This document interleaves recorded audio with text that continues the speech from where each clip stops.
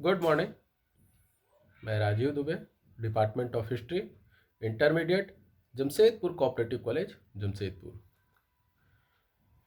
हम लोगों ने इसके पहले देखा सविनय अवज्ञा आंदोलन, जो 12 मार्च 1930 को साबरमती आश्रम गुजरात से दांडी तट की यात्रा के लिए निकाला गया था।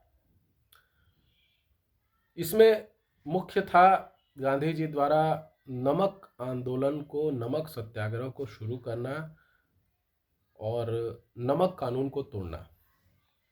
तो सवाल उठता है कि आंदोलन के रूप में, विरोध के रूप में नमक को ही क्यों चुना गया?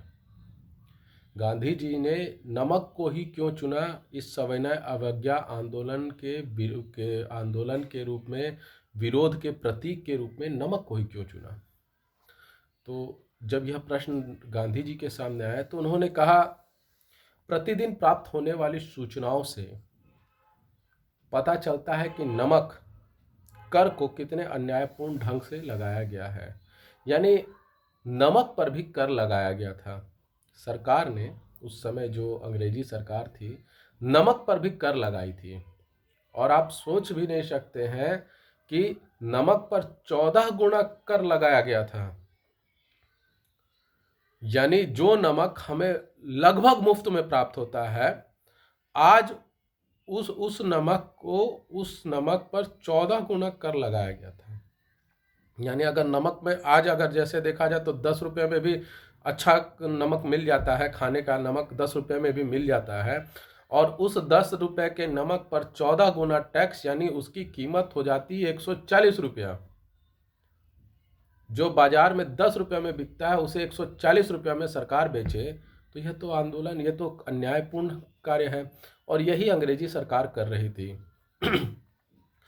तो गांधी जी ने यही कहा कि अगर बिना कर कोई नमक बेचता है तो सरकार उससे नमक लेकर के उसको नष्ट कर देती थी, उससे नमक लेकर नष्ट कर देती थी। हजारों मन, कईयों मन नमक को नष्ट किया गया। कोंकण में, दांडी में नमक को नष्ट कर दिया गया, लेकिन उस पर टैक्स नहीं हटाया गया। इसमें नमक, गांधी जी का कहना था कि नमक एक पर जो एकाधिकार जो सरकार कर रही है, यह एक अभिशाप है। यह लोगों को एक महत्वपूर्ण, सुलभ, यानी आसानी से प्राप्त होने वाला ग्रामोद्योग से, यानी ग्राम में जो उद्योग है छोटा मोटा, उससे वंचित करने का काम किया जा रहा। प्रकृति द्वारा बहुतायत में उत्पादित संपदा का यह विनाश, अतिशय विनाश किया जा रहा। क्योंकि यह तो प्रकृति की देन है। नमक उस समय, सबसे पहले नमक, उस समय ज़्यादातर नमक पहाड़ी नमक, जिसे सेंधा नमक भी कहते हैं, वह इस्तेमाल होता था, और वो उसके उत्पादन करने की ज़रूरत नहीं होती है। समुद्री नमक में थोड़ा सा मेहनत पड़ता है, लेकिन प्रकृति उससे आपसे कुछ पैसा नहीं लेती, सिर्फ मेहनत थोड़ा सा लेती है।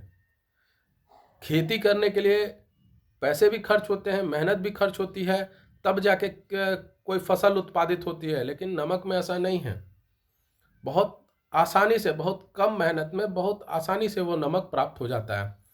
और उस प्रकृति द्वारा दी गई हमें यह उपहार को के रूप में जो प्रकृति हमें दे रही है, उस पर टैक्स लगाना, उस पर कर लगाना, ये अन्यायपूर्ण रहा है।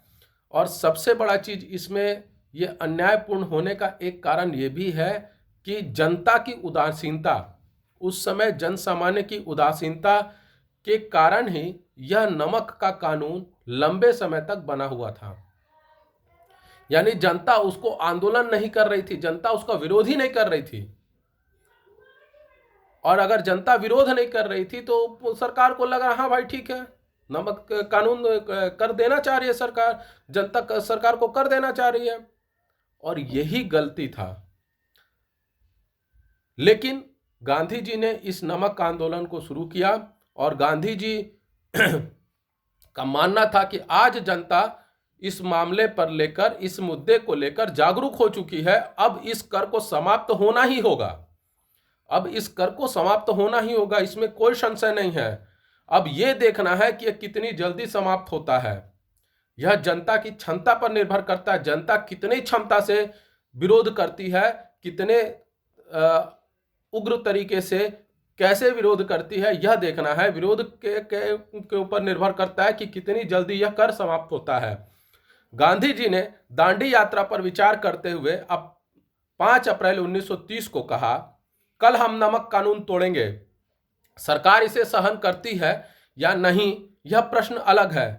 हो सकता है सरकार हमें ऐसा करने नहीं दे, यानी सरकार हमको नमक कानून तोड़ने नहीं दे, किंतु हमारे जत्थे के बारे में उन्होंने जो धैर्य और सहनशीलता दिखाई है उसके लिए वह बधाई का पात्र है। यानी वो जो साबरमती आश्रम से दांडी के लिए जो यात्रा निकाली गई थी उसके बारे में अंग्रेजी सरकार ने किसी तरह का कोई दमनकारी कार्य नहीं किया, उस यात्रा पर किसी तरह का कोई विरोध नहीं किया, उस पर किसी तरह का बल प्रयोग नहीं किया। ये चीजें जो की अंग्रेजी सरकार ने, उसके बारे में गांधी जी कहते हैं कि जो सरकार ने धैर्य और सहनशीलता दिखाई है हमारे जत्थे के बारे में, हम उन्हें बधाई देते हैं। लेकिन हम नमक कानून कल तोड़ेंगे और सरकार उसे सहन करती है या नहीं वो सरकार का विषय है, लेकिन हम इस कानून को जरूर तोड़ेंगे। हो सकता है सरकार हमको ऐसा करने नहीं दे, लेकिन हमें फर्क नहीं पड़ता, हम ये कानून तोड़ेंगे। यदि मुझे और गुजरात और पूरे देश के सारे मुख्य नेताओं को भी सरकार अगर कैद कर लेती है तो भी कोई फर्क नहीं पड़ता। यदि मुझे, गुजरात और सारे देश के नेताओं, मुख्य नेताओं को अगर सरकार कैद भी कर लिए थे तो कोई फर्क नहीं पड़ता है। यह आंदोलन इस विश्वास पर आधारित है कि अब जब एक पूरा राष्ट्र एकजुट होता है, खड़ा होता है, आगे बढ़ता है, तो उसे नेता की आवश्यकता नहीं होती है। गांधी जी का यह विश्वास था कि ये आंदोलन को मैंने जन आंदोलन बनाया है, पूरे देश का आंदोलन बनाया है, तो अब जब यह पूरे देश का आंदोलन बन जाएगा तो किसी नेता की आवश्यकता नहीं रहेगी। सारे प्रमुख नेताओं को कैद कर ले सरकार, लेकिन अब यह जनता का आंदोलन हो गया, जनता इसको विरोध करेगी और जनता इस आंदोलन को चलाएगी और जनता इस आंदोलन को सफल बनाएगी। ऐसा गांधी जी का मानना था। इसी साइमन, उसके बाद में आता है 3 गोलमेज सम्मेलन हुए। इसी सविनय अवज्ञा आंदोलन के क्रम में ही 3 गोलमेज सम्मेलन हुए। जो साइमन कमीशन की रिपोर्ट जो आई थी, जिस पर लाला लाजपत राय की हत्या हो गई थी, उसी साइमन रिपोर्ट पर बहस करने के लिए 12 नवंबर 1930 को प्रथम गोलमेज सम्मेलन का आयोजन किया गया। इस सम्मेलन की अध्यक्षता ब्रिटिश प्रधानमंत्री रेमजे मैकडोनाल्ड ने की। यानी यह ब्रिटिश प्रधानमंत्री रेमजे मैकडोनाल्ड के अध्यक्षता में इस प्रथम गोलमेज सम्मेलन का आयोजन किया गया। इस सम्मेलन में 89 प्रतिनिधियों ने भाग लिया।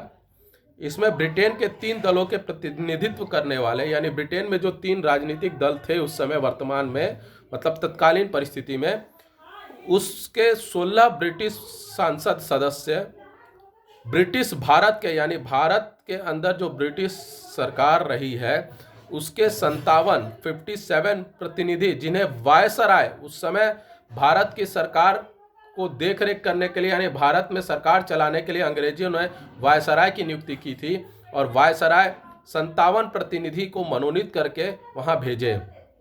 तथा देसी रियासतों, जो देसी रियासत थे, छोटे मोटे बड़े बड़े रियासत थे, जिसमें हैदराबाद थे, ग्वालियर था, इस तरह के जो रियासत थे, उनके 16 सदस्य को भी सम्मिलित किया गया। कांग्रेस ने इस सम्मेलन का बहिष्कार किया था। कांग्रेस की अनुपस्थिति पर ब्रेल्सफोर्ड ने कहा है, सेंट जेम्स महल में भारतीय नरेश, यानी भारतीय राजा, हरिजन, सिख, मुसलमान, हिंदू, ईसाई और जमींदारों, मजदूर संघों और वाणिज्य संघों, सभी के प्रतिनिधि इसमें सम्मिलित हुए, पर भारत माता वहां सम्मिलित नहीं हुई। यानी भारत के लगभग हर तबके से लोग, हर समुदाय से लोग वहां पहुंचे उस गोलमेज सम्मेलन में, लेकिन खुद भारत माता नहीं पहुंची, क्योंकि उस समय कांग्रेस का मतलब ही भारत था, अगर इस मामले को देखा जाए, क्योंकि कांग्रेस ही एकमात्र ऐसी संगठन थी, एक ऐसा दल था जो पूरे भारत के बारे में सोच रहा था, भारत की आज़ादी के बारे में सोच रहा था, भारत की आम जनता के बारे में सोच रहा था। और जो लोग प्रतिनिधित्व गए, हिंदू, ईसाई, सिख, जमींदार, मुसलमान, मजदूर संघ, वाणिज्य संघ, ये वो बातें नहीं सोच सकते थे या कर सकते थे जो कांग्रेस कर सकती थी। इसलिए ब्रेल्सफोर्ड ने कहा कि जेम्स महल में भारतीय नरेश यानी भारतीय राजा, हरिजन, सिख, मुसलमान, हिंदू, ईसाई, जमींदार, मजदूर संघ, वाणिज्य संघ, सभी के प्रतिनिधि इसमें सम्मिलित हुए, लेकिन भारत माता नहीं पहुंची। इसमें फिर गांधी इरविन समझौता होता है। प्रथम गोलमेज सम्मेलन असफल रहा क्योंकि कांग्रेस ने उसका बहिष्कार किया था। 19 जनवरी 1931 को बिना किसी निर्णय के गोलमेज सम्मेलन समाप्त हो गया। यह स्पष्ट हो गया कि कांग्रेस के बिना कोई संवैधानिक निर्णय नहीं किया जा सकता।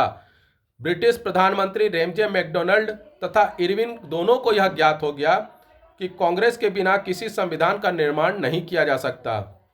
देश में उचित वातावरण बनाने के लिए इरविन ने कांग्रेस से प्रतिबंध हटा दिया। गांधी जी तथा अन्य नेताओं को छोड़ दिया गया।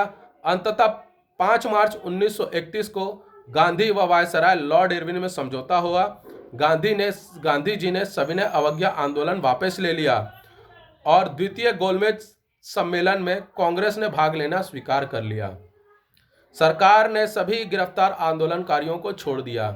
ये प्रथम गोलमेज सम्मेलन की असफलता के बाद में गांधी इरविन समझौता हुआ और जिसमें ये सब निर्णय लिया गया। फिर आया द्वितीय गोलमेज सम्मेलन। गांधी इरविन समझौता के तहत दूसरे गोलमेज सम्मेलन में कांग्रेस को भाग लेना था। कांग्रेस की ओर से एकमात्र प्रतिनिधि के रूप में गांधी जी ने भाग लिया। मुस्लिम लीग से मोहम्मद अली जिन्ना ने भाग लिया। 7 सितंबर 1931 को दूसरा गोलमेज सम्मेलन प्रारंभ हुआ। गांधी जी 12 सितंबर को लंदन पहुंचे। विभिन्न दल व वर्ग अपना अपना हित देख रहे थे। जितने भी दल थे, जितने भी लोग थे, वो अपना अपना फायदा देख रहे थे।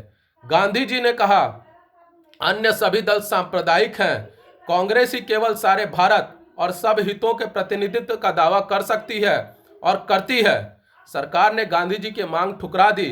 गांधी जी सविनय अवज्ञा आंदोलन को पुनः प्रारंभ करने के लिए वापस आ गए। फिर हुआ तीसरा गोलमेज सम्मेलन।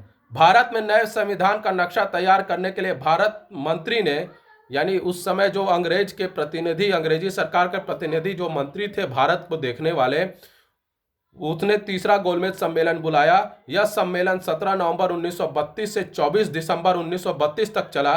कांग्रेस ने इसमें भाग नहीं लिया क्योंकि उसके सभी नेताओं को जेल में डाल दिया गया था। तो इस तरह से साइमन कमीशन से शुरुआत होती है आंदोलन को, एक वृहद आंदोलन को, जो सविनय अवज्ञा आंदोलन के रूप में आगे बढ़ती है। और उसके बाद में 3 गोलमेज सम्मेलन होते हैं संविधान को बनाने के लिए, जिसमें सिर्फ दूसरे सम्मेलन में कांग्रेस के प्रतिनिधि के रूप में महात्मा गांधी जी ने हिस्सा लिया। और महात्मा गांधी जी ने वो देश हित की बात नजर नहीं आई उस गोलमेज सम्मेलन में, और उन्होंने सम्मेलन को बीच में छोड़कर वापस आए और सविनय अवज्ञा आंदोलन को शुरू करने का कार्य किया। लेकिन अंग्रेजी सरकार ने उन सभी कांग्रेस के नेताओं को, बड़े बड़े नेताओं को कैद कर लिया और तीसरा गोलमेज सम्मेलन भी हुआ, लेकिन उसमें कांग्रेस का कोई प्रतिनिधि हिस्सा नहीं लिया। तो आज हम लोगों ने नमक कानून क्यों तोड़ा गया इस पर देखा, गोलमेज सम्मेलनों के बारे में देखा।